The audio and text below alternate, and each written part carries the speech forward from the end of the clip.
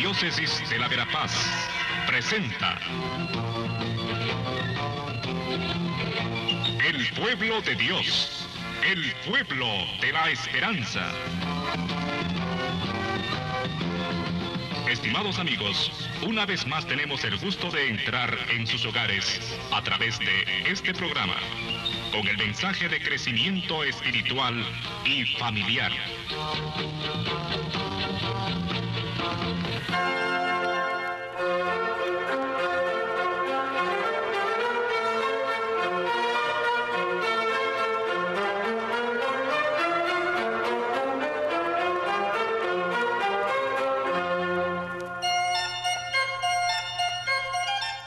Saludos amigos y amigas en este camino acompañados de la palabra de Dios, este camino en el que nos encontramos con la sabiduría del Señor y con la sabiduría del mismo Jesús sobre todo, que va orientando nuestra vida.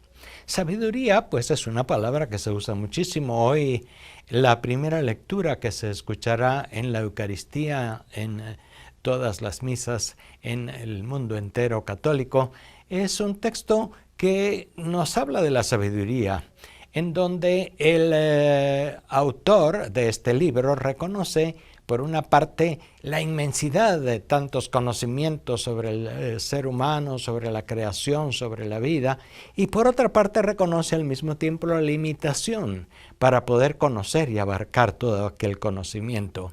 A veces nosotros entendemos que la sabiduría es como la capacidad de entender todo muy bien, una capacidad más bien de la razón, una capacidad racional, diríamos. Y lo que nos quieren transmitir los textos llamados así sapienciales en el Antiguo Testamento es justamente que la sabiduría no es este conocimiento claro de los fenómenos de la naturaleza o del ser humano, y mucho menos de Dios, sino que la sabiduría de la que nos habla el Antiguo Testamento, la sabiduría de la que nos habla Jesús y en la Iglesia, es sobre todo el saber vivir, el saber conducir bien la propia vida. Y esa es la verdadera sabiduría a la que nos dirigimos. No es la cantidad ni la perfección de los conocimientos que el ser humano pueda tener. Hoy se reconoce a inicio del siglo XXI que el siglo pasado ha sido el siglo en el cual los avances de la ciencia y del conocimiento de la naturaleza, del cosmos, del mismo ser humano en todas sus dimensiones, de la historia, etcétera, ha avanzado tremendamente en comparación con todos los siglos anteriores de los que tenemos conocimiento.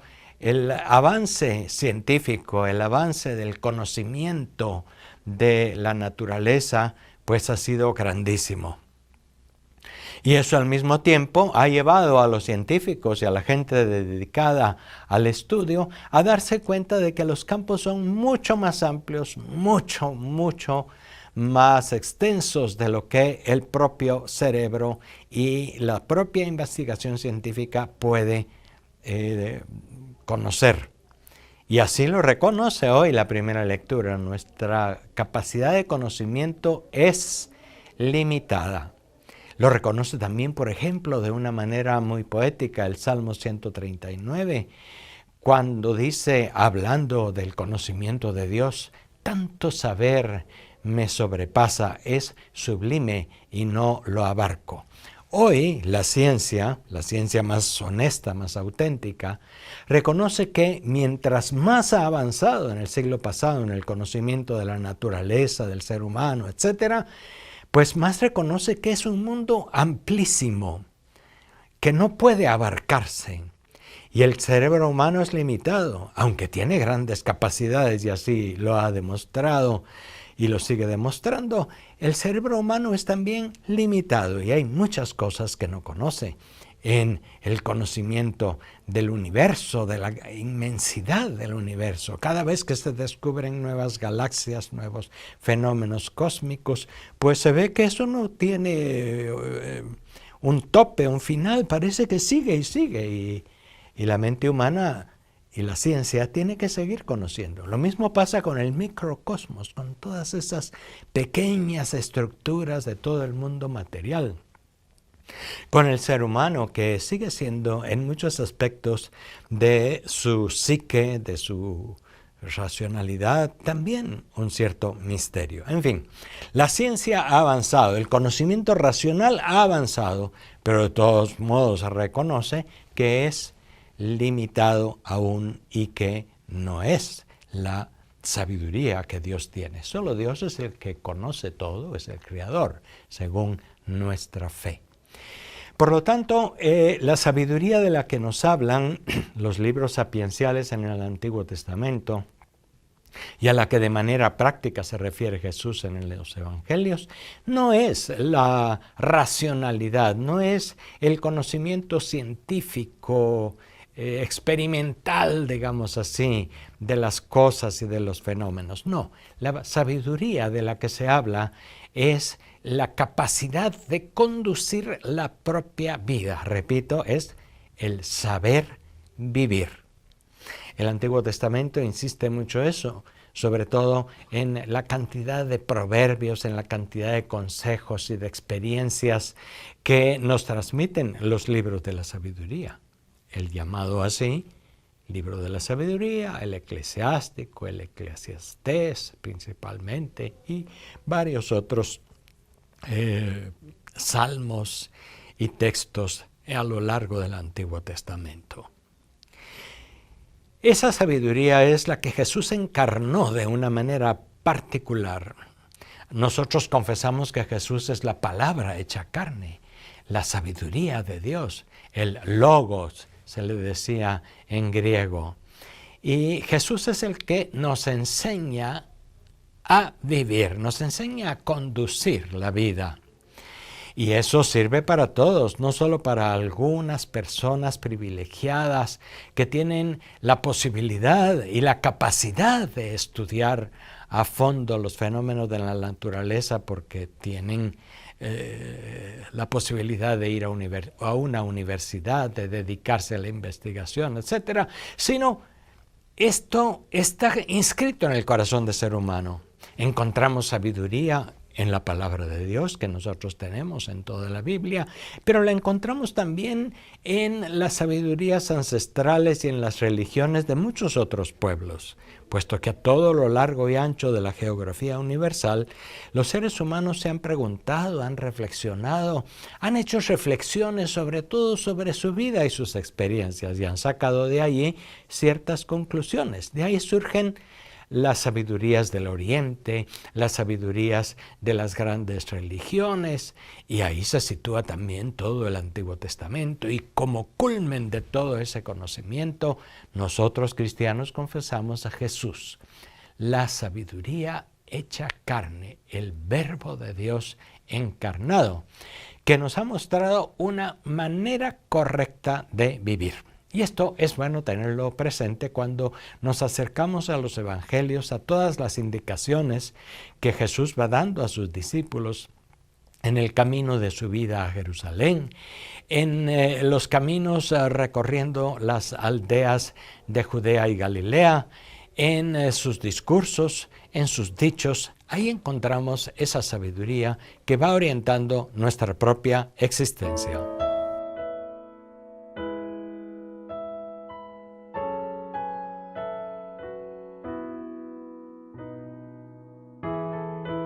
Hoy, en este 23º domingo del tiempo ordinario, nos encontramos con un texto del Evangelio de Lucas, que comienza diciendo que Jesús estaba enseñando a una muchedumbre o a una multitud, a una gran cantidad de gente, según diversas traducciones del original griego.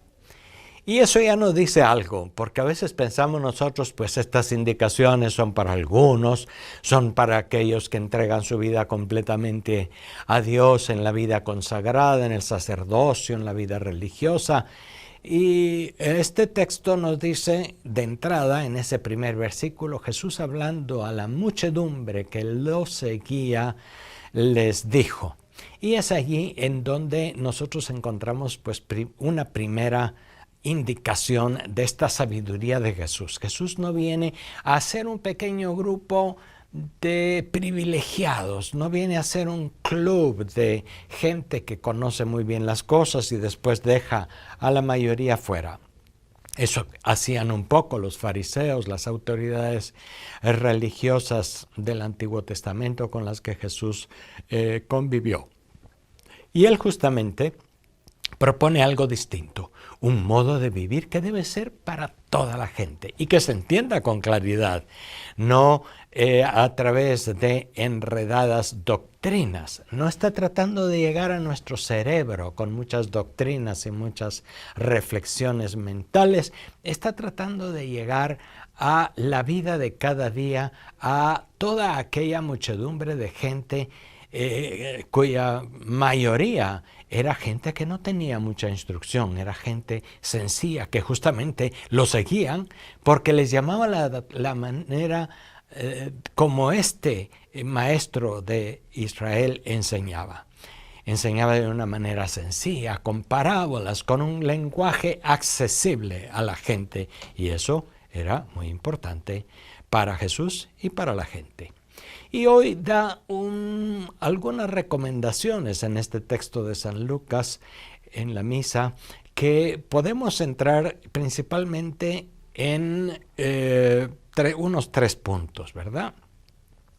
Primero dice, si alguno quiere seguirme, que tome su cruz y me siga. Un primer elemento, pues, que ya uno dice, bueno, aunque está hablando a la muchedumbre, no está tratando de ganarse a toda la gente ofreciéndoles pues algo muy generoso y un futuro feliz y sin problemas. En ese sentido, Jesús no es ningún líder populista que a través de discursos, a través de promesas, quiere ganarse la simpatía de la gente. No. Jesús del principio y a la multitud, repito, le dice, tomen su cruz y síganme. Una primera cosa que es una sabiduría de la vida y es una sabiduría de Jesús es que la vida no puede estar exenta de cruz, de dificultades. Y la cruz es fundamentalmente, en el sentido cristiano, la consecuencia de nuestros actos de servicio y de amor al prójimo. El que en medio de un mundo marcado por injusticias, por mentira, por fraudes, por tantos problemas, el que en medio de ese mundo quiere seguir el camino de Jesús, que es la verdad, que es el amor al prójimo, que es el perdón, que es la reconciliación entre los seres humanos, va a encontrar dificultades. Jesús encontró una gran dificultad que fue ser clavado en la cruz. Para nosotros tal vez no llegue ese momento de ser mártires de nuestra fe. Pero sí, las pequeñas dificultades, las contradicciones, las frustraciones que vienen en la propia vida debido a tratar de ser honesto, tratar de ser sincero, tratar de ser franco, tratar de aceptar a las personas tal como son, etc. Seguir a Jesús y la auténtica vida humana no puede estar exenta de cruz. Y eso es una primera reflexión muy sabia. El que quiera huir de la cruz, el que quiera pasársela muy bien, no lo logrará o lo logrará por un tiempo o encontrará tarde o temprano también la frustración y la dificultad.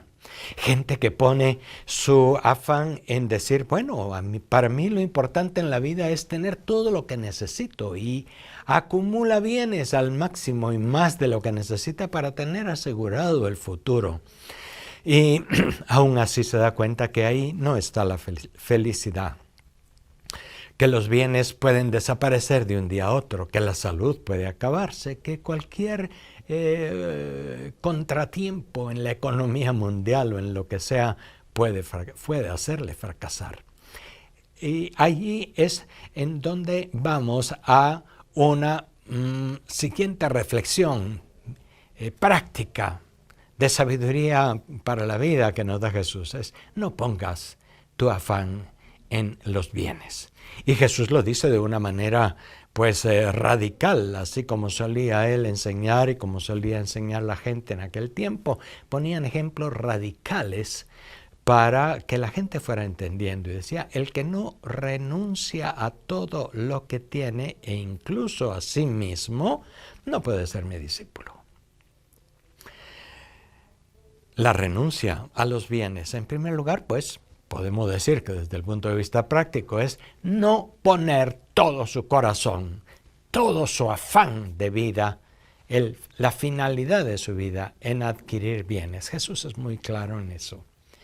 Él mismo, en su propia existencia, se manifestó ante los demás como pobre. No tenía dónde reclinar la cabeza, no estaba esperando más bienes, sino lo que quería era amar, servir, estar con su pueblo.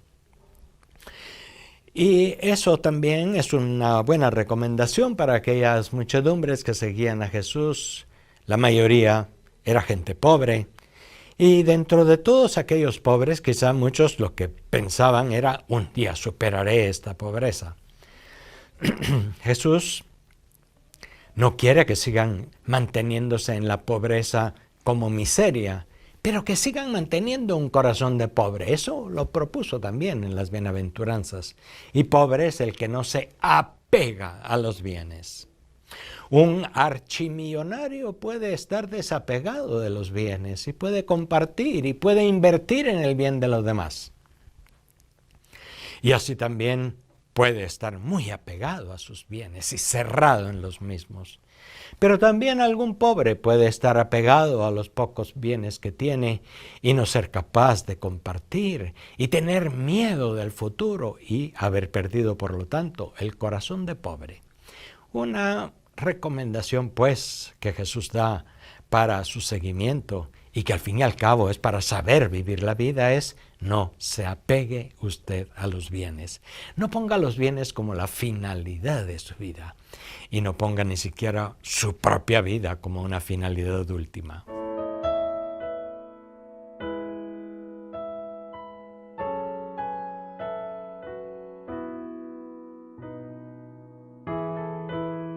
Otra recomendación que encontramos en el Evangelio de Lucas este domingo es con respecto a la familia. Me parece un poco más difícil de entender esta afirmación de Jesús.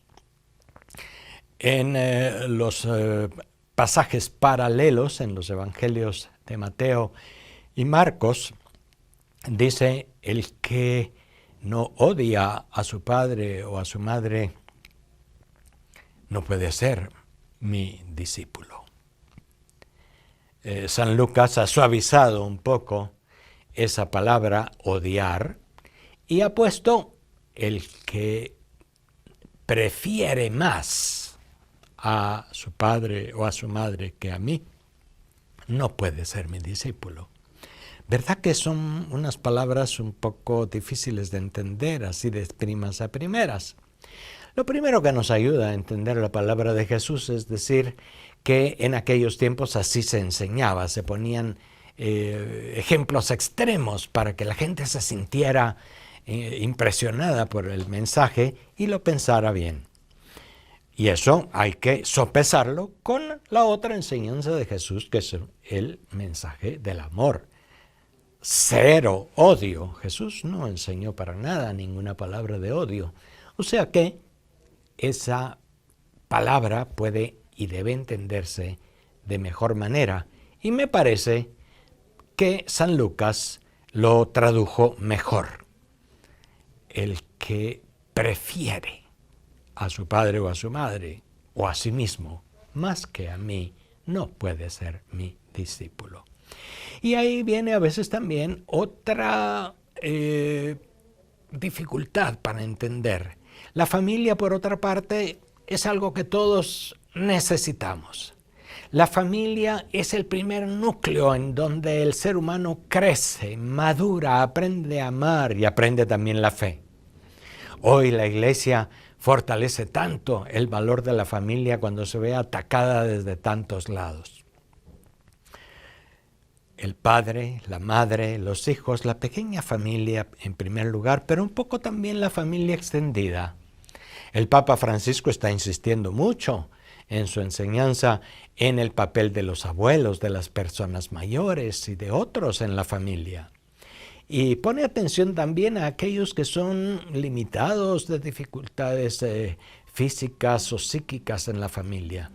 La familia es un núcleo importante, es el núcleo en donde todos desarrollamos nuestro ser como humanos y como cristianos.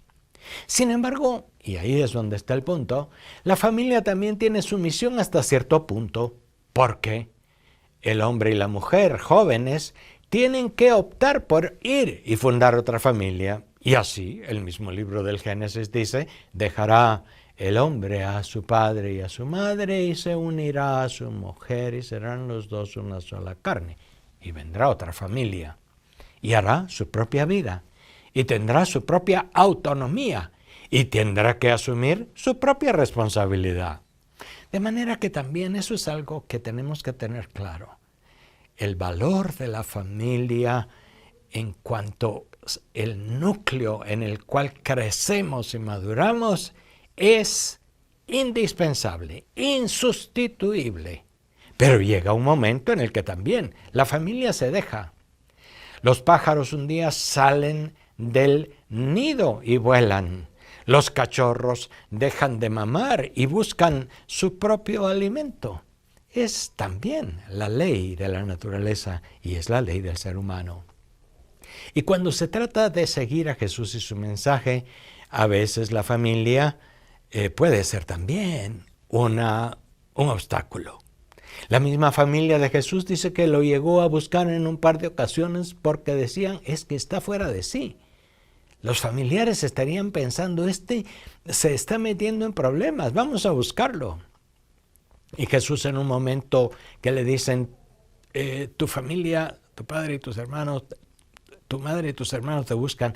Y él dice, ¿quiénes son mi madre y quiénes son mis hermanos, sino los que escuchan la palabra de Dios? Y la siguen. Jesús mismo también en un determinado momento rompió con aquel núcleo familiar, no porque lo quisiera menos, no porque no amara a María, a su madre, y a José hasta que vivió con él, ni a sus primos y a sus familiares con los que convivía. No, los amaba muchísimo. Pero precisamente su misión, precisamente el momento en el que tenía que dar un paso por sí mismo y quizá romper con las estructuras y con ciertas tradiciones familiares había llegado y Jesús lo asumió. Jesús también dejó un momento a la familia para hacerse miembro de una familia más amplia. Pero lo que él aprendió, lo que él aprovechó como ser humano de su madre María, de su padre adoptivo José, de sus primos, de sus familiares, de sus hermanos, como se le llamaba a la familia. Somos hermanos, dicen a veces los familiares. Pues eso quedó en Jesús, porque eso es su base. Eso es la base de su fe, es la base de su madurez y de su equilibrio humano. Sin embargo, no hay que estar apegado ni a la familia. Quizá la palabra que resume bien el mensaje de Jesús en este texto de Lucas es desapego. Y no porque las cosas no estén bien.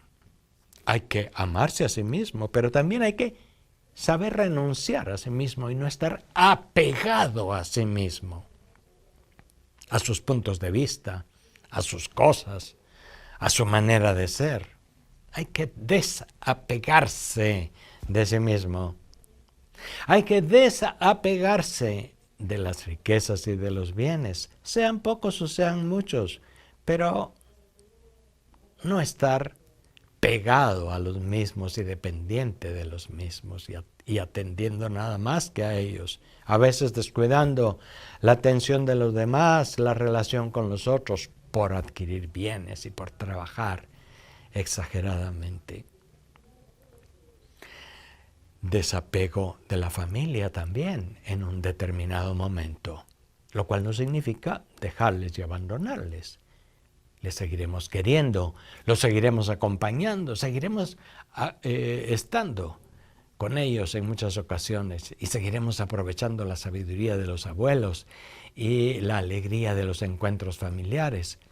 Pero también el ser humano tiene que construir una familia y dedicar al 100% su energía y sus capacidades a los hijos y a los desafíos que plantea la familia en el futuro. Los santos evangelios y toda esta cantidad de recomendaciones del Señor Jesús sirven para nuestra vida, sirven para orientar bien nuestro camino. Y así como comenzaba la reflexión en este programa, tomemos en cuenta que eso no es algo únicamente para algunos privilegiados o llamados. Se trata de recomendaciones que Jesús da a la muchedumbre. Lo dice al principio y lo dice al final, ese texto de Lucas. El seguimiento de Jesús no será nunca un asunto fácil, pero es siempre posible y lo entiende todo el mundo muy bien. Todo el mundo que quiere entender, por supuesto. El que puede entender, que entienda, y el que no, pues no quiere entenderlo, no aprovechará esa sabiduría de la vida que el Señor Jesús nos propone en el camino.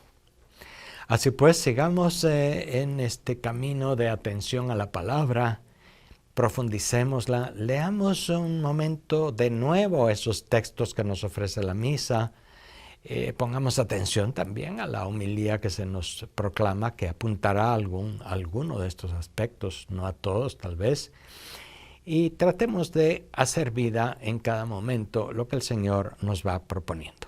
Hasta la próxima, gracias por su atención.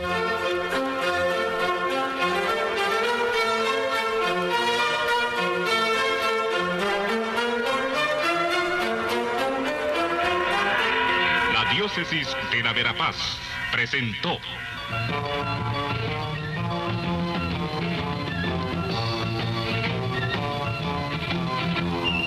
El pueblo de Dios, el pueblo de la esperanza. Agradecidos por su atención al mensaje de crecimiento espiritual y familiar. Hasta otra oportunidad.